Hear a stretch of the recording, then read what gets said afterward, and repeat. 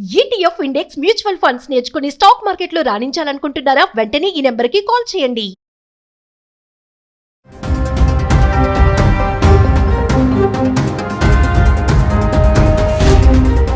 నమస్తే, welcome back to Suman TV. Present మనతో పాటు ఉన్నారు అనలిస్ట్ మందరి కృష్ణారెడ్డి గారు. నమస్తే సార్. నమస్తే అమ్మ. సార్, అమెరికాలో ఇప్పుడు హైర్ చట్టం అమలు అవబోతుందంట. అంటే ఇది H1B ఫీజ్ కంటే చాలా ప్రమాదకరం అని చెప్పేసి, మరి మన ఇండియన్స్కి ఇది చాలా బ్యాడ్ న్యూస్, ఇది ఒక షాక్ అని అంటున్నారు. అసలు ఏంటి హైర్ చట్టం అంటే? ట్రంప్ విధానాల్లో ఇంకొక సీరియస్గా ఆలోచిస్తున్నది.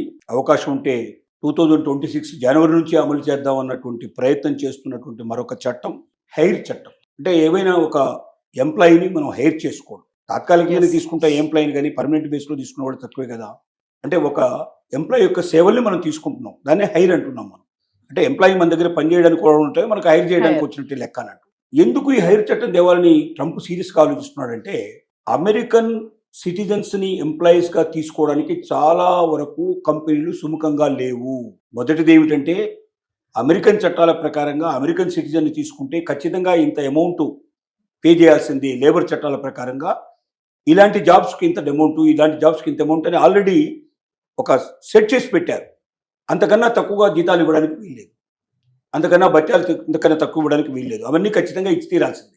అంత మొత్తంలో జీతభత్యాలు ఇచ్చి వాళ్ళని పెట్టుకున్నా కూడా రెండోది వాళ్ళు చేసే పని ఏంటంటే టైమింగ్స్. పర్ఫెక్ట్ టైంకి వచ్చేస్తారు, పర్ఫెక్ట్ టైంకి దిగిపోతారు. ఇండియన్స్ అయితే లేదా ఇతర దేశాల నుంచి వచ్చిన వాళ్ళు అయితే వాళ్ళు టైమ్స్ చూడరు. అవసరమైతే 3-4 అవర్స్ ఎక్కువైనా సరే పని చేసేస్తారు. సండేస్ అండ్ హాలిడేస్ కూడా కావాలంటే కూడా వాళ్ళు వచ్చి చేస్తారు. వాళ్ళు చాలా నమ్మకంగా ఉంటారు, చాలా ఒబీడియంట్గా ఉంటారు, తలబిరుసుగా ఉండరు, తలపొగురుగా ఉండరు. ఇవి అక్కడికి ఉన్న తేడాలు. అక్కడ ఒక 4th క్లాస్ ఎంప్లాయీ అయినా సరే, ఒక సర్వెంట్ మేడో సర్వెంట్ బాయ్ అయినా కూడా కారులో వస్తాడు, కారులో దిగుతాడు. అతనికి మనమే గుడ్ మార్నింగ్ చెప్పి లేదా అతని వెల్కమ్ చెప్పి మన లోపలికి పిలవాలి.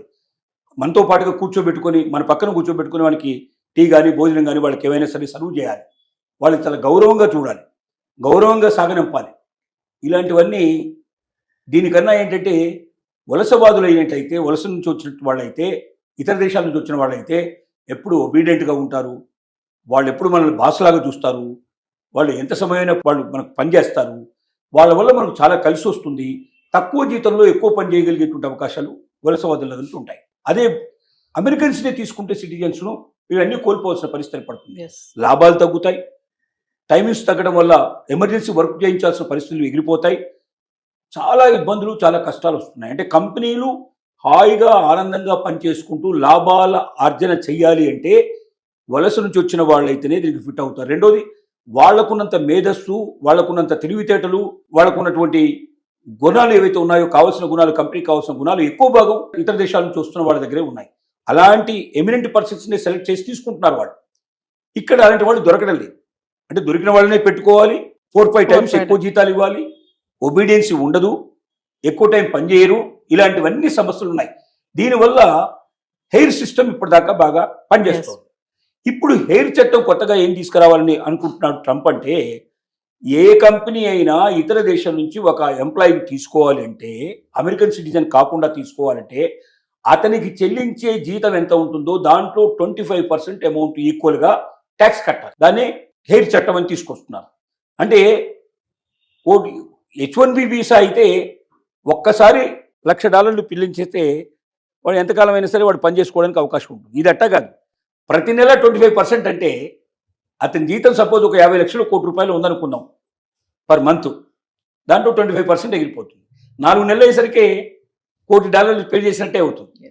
అంటే జీవితాంతం పే చేయాలి. ఎన్నాళ్ళు అయితే అతను పనిచేస్తాడో అన్నాళ్ళు పే చేసుకుంటూ పోవాలి. ఇది పెద్ద గుడిబండలాగా తయారైపోతుంది. కాబట్టి హైర్ చట్టం తీసుకొచ్చినట్టయితే దాదాపుగా 80-90% ఇతర దేశాల నుంచి వచ్చేటువంటి టోటల్గా తగ్గిపోతుంది. అదిగాక H1B వీసాకు సంబంధించినటువంటి చట్టాన్ని మరి అమలు చేయాలంటే అక్కడ సెనెట్లో కొంచెం గొడవలు వచ్చేటువంటి అవకాశాలు ఏర్పడ్డాయి. అక్కడ చట్టాలు కూడా ఒప్పుకోవట్లేదు. అక్కడ ఉన్నటువంటి కోర్టులు కూడా దానికి వ్యతిరేకిస్తున్నాయి. కానీ హైర్ చట్టాన్ని వ్యతిరేకించడానికి అవకాశం ఉండదు. వీసా వేరు, ఇక్కడ ఉండే హైర్ చట్టం వేరు, రెండింటి మధ్య తేడా ఉంది. వీసా అనేది ఇతర దేశాల వాళ్ళు మన దేశంలో ప్రవేశించడానికి ఇచ్చేటువంటి ఒక అవకాశం. అది మన దేశం వాళ్ళు ఇతర దేశాలకు వెళ్ళాలంటే కూడా మనకు అవకాశం ఉంది. కాబట్టి ఒక దేశం వాళ్ళని మనం రిస్ట్రిక్ట్ చేస్తే రేపు పొద్దున మన దేశం వాళ్ళని వేరే వాళ్ళు రిస్ట్రిక్ట్ చేస్తారు. కాబట్టి అలాంటి చట్టాలు ఒప్పుకోవడానికి కష్టం. కానీ హెయిర్ చట్టాన్ని ఒప్పుకోవడానికి పెద్ద కష్టమైన విషయం కాదు. అది 100% ఆమోదించే అవకాశాలు ఉన్నాయి. ఒకవేళ ఈ చట్టం అమలు పరిస్తే 90% ఆఫ్ ది అదర్ కంట్రీస్ నుంచి వచ్చి పనిచేసేటువంటి వలసలో వచ్చేటువంటి విధానంలో వచ్చిన వ్యక్తులు ఎవరుతున్నారో వాళ్ళు రావడం ఆగిపోతుంది. కంపెనీలు ఆ సాహసం చేసే ప్రయత్నం చేయవు. అప్పుడు ఏదో రకంగా అమెరికాలో ఉండే వాళ్ళని తయారు చేసుకుంటూ, అమెరికాలో ఉండే వాళ్ళని డెవలప్ చేసుకోవడానికి ప్రయత్నం చేస్తూ, అవసరమైతే వాళ్ళే ట్రైనింగ్ను డెవలప్ చేసి వాళ్ళే మలుచుకోవడానికి ప్రయత్నం చేస్తారు తప్ప ఇతర దేశాల వాళ్ళని వచ్చే అవకాశాలు పూర్తిగా ఆగిపోతాయి. దానివల్ల అమెరికన్స్ ఉద్యోగాలు ఖచ్చితంగా దొరుకుతాయనే ఉద్దేశంతో హెయిర్ చట్టాన్ని తీసుకురావడానికి ఉద్యుక్తుడవుతున్నాడు ట్రంప్. అది తొందరలోనే అమలు చేసే అవకాశం ఉంది. అంటే వైట్ కాలర్ ఉద్యోగులు ఎవరైతే ఉంటారో వాళ్ళు ఎవరిని కూడా ఇండియాకి రాకుండా చేయడానికి ఈ ప్లాన్ అనుకోవచ్చు అంటారా? ఇప్పుడు బ్లూ కలర్ ఉద్యోగాలని కొన్ని ఉన్నాయి, వైట్ కలర్ ఉద్యోగాలు ఉన్నాయి. ఇంట్లో రకరకాలుగా ఉంటాయి. అంటే ఏం లేదు, బయటకు పోయి పనిచేసేవి కొన్ని, ఆఫీస్లో ఉండి పనిచేసేవి కొన్ని సుఖవంతంగా పనిచేసేవి కొన్ని, కొంచెం కష్టంతో పనిచేసేవి కొన్ని, ఇట్లా రకరకాల బట్టి వైట్ బ్లూ రకరకాల పేరు పెట్టారు. ఇప్పుడు బ్లూ కలర్ ఉద్యోగాలన్నీ కూడా ఇప్పుడు చైనాకి వెళ్ళిపోయినాయి. ఇక్కడ అమెరికాలో బ్లూ కలర్ ఉద్యోగాలని ఆల్మోస్ట్ ఆల్ తగ్గించే ప్రయత్నం జరిగింది. చైనాకి ఎక్కువగా వెళ్తున్నారు వాళ్ళు. ఇక వైట్ కలర్ జాబ్స్ ఎక్కువ మాత్రం ఇండియాకి వస్తున్నాయి ఇప్పుడు మొత్తం కంపెనీ. ఎందుకంటే ఎక్కువగా వాళ్ళు ఆఫీస్లో కూర్చొని చేసే పని ఎక్కువగా ఉంటుంది, కదలకుండా కూర్చొని చేసే పని ఎక్కువ ఉంటుంది, మెదడుతో చేసే పని ఎక్కువ ఉంటుంది. ఇవి వైట్ కలర్ జాబ్స్. ఈ జాబ్స్ లో ఇప్పుడు అత్యధికంగా ఉన్న వాళ్ళు ఎవరంటే ఇండియన్స్. కాబట్టి ఆ జాబ్స్ కూడా ఇండియన్స్ కి రానియకుండా, ఇతర దేశాల్లోకి రానియకుండా అవి కూడా వాళ్ళకే ఇచ్చేటువంటి ఏర్పాటు చేయాలనేది ట్రంప్ యొక్క ఆలోచన. పోనీ హెయిర్ చట్టమే ఇంత ప్రమాదకరంగా ఉంది అంటే ఇంతకన్నా ప్రమాదకరమైనది మరొకటి తీసుకురావాలని ఆలోచనలో ఉన్నాడు. అదేమిటంటే ఏవైతే ఇప్పుడు అవుట్ సోర్సింగ్ విధానంలో సేవలు అందుకుంటున్నారో, అంటే అమెరికాలో కంపెనీ డైరెక్ట్గా పెట్టడానికి వీలేని వాళ్ళు అమెరికాకు మనుషులందరినీ తీసుకెళ్లి అక్కడ సేవలు తీసుకోలేసిన వాళ్ళు లేరు, ఇండియా నుంచే సర్వీసెస్ తీసుకుంటున్నారు. ఉదాహరణకి ఒక హాస్పిటల్ లోపల ఆ రోజు ఎంతమంది పేషెంట్స్ వచ్చారో అంతమంది పేషెంట్స్ సంబంధించినటువంటి బ్లడ్ కానీ, లేకపోతే మిగిలిన వివరాలు కానీ, తర్వాత వాళ్ళకి సంబంధించినటువంటి అన్ని డాక్యుమెంట్స్ అన్నీ కానీ అక్కడ ఏం చేస్తారంటే పేషెంట్ రికార్డులో ఇవన్నీ కూడా వచ్చేటట్టుగా భద్రపరుస్తారు. అంటే ఆ పేషెంట్కు కొత్తగా చేసినవి పాతవి అన్ని కలిపి ఒకే దాంట్లో రికార్డులో ఉంటాయి. ఆ నెంబర్ కొట్టంగానే ఆ పేషెంట్కి ఒక నెంబర్ ఇస్తారు. ఆ పేషెంట్ నెంబర్ కొట్టంగానే ఆ పేషెంట్ సంబంధించిన మొత్తం కంప్లీట్గా డేటా, అతను పుట్టినప్పటి నుంచి అప్పటిదాకా ఉండేటువంటి మొత్తం ఇన్ఫర్మేషన్ అంతా బయటకు వస్తుంది. అతనికి ఎన్నిసార్లు ఆపరేషన్ జరిగింది, ఏం చేశారు, ఏం జరిగింది, ఆరోగ్యపరంగా అతనికి ఉన్నటువంటి ప్రతి లక్షణం, ప్రతి సంగతి తెలుస్తుంది. అంటే మళ్ళీ కొత్తగా పరీక్షలు చేయాల్సిన అవసరం లేకుండా వెంటనే వైద్యం మొదలు పెట్టడానికి అది ఉపయోగపడుతుంది.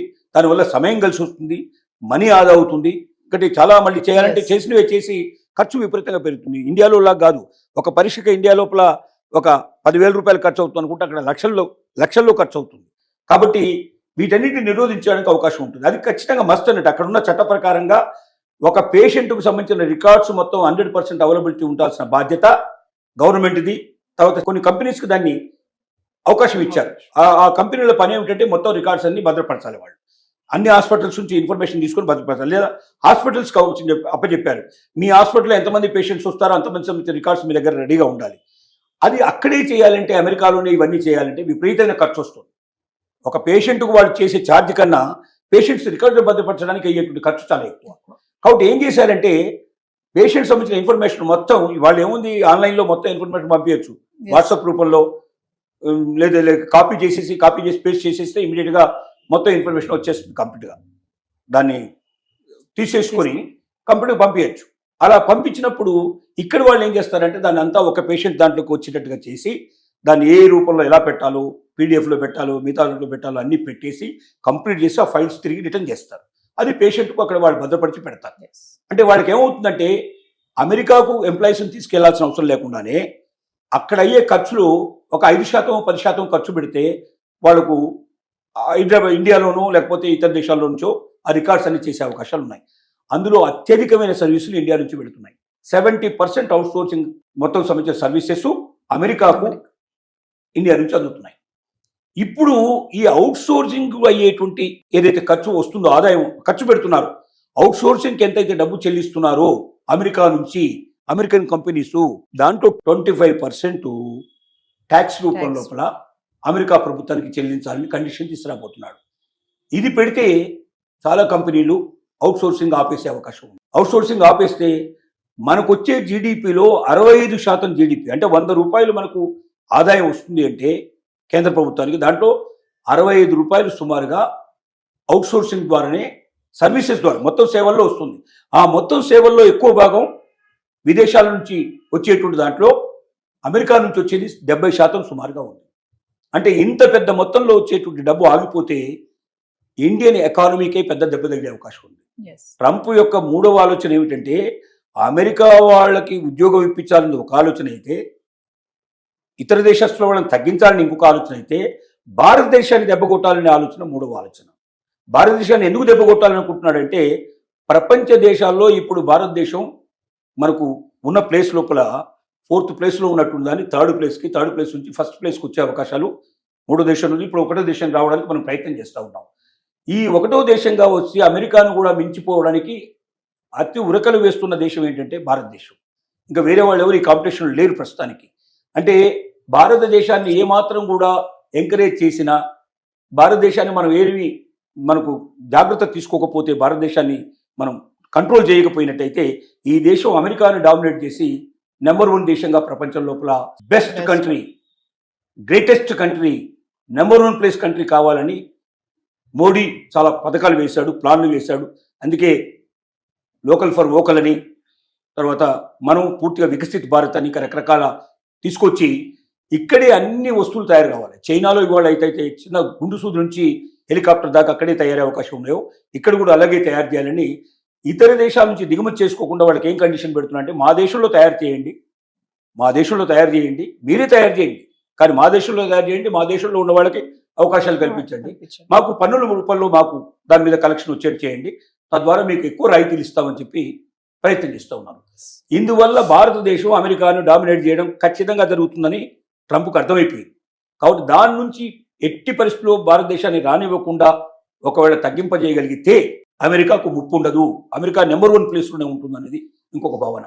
ఇవన్నీ దృష్టిలో పెట్టుకొని ఒకవైపున మనకు హెయిర్ ట్యాక్స్ అనేది ఒకటి వేయడానికి ప్రయత్నం చేస్తున్నాడు, రెండోది అవుట్సోర్సింగ్ ట్యాక్సెస్ అని రెండో వేయడానికి ప్రయత్నం చేస్తున్నాడు. ఈ రెండు అమలు అయితే భారతదేశం నుంచి ఒకటి అమెరికాకు వెళ్ళే వాళ్ళ సంఖ్య గణనీయంగా తగ్గిపోతుంది, రెండోది భారతదేశానికి వచ్చేటువంటి ఆదాయం గణనీయంగా తగ్గిపోతుంది. ఈ 2 రకాల ప్రమాదాలు అమెరికా భారతదేశానికి ఇప్పుడు పెట్టిన పరీక్ష. ఈ పరీక్షలోంచి ఇండియాలో ఎలా నెగ్గుతారనేది మనకు తెలియదు. Thank you.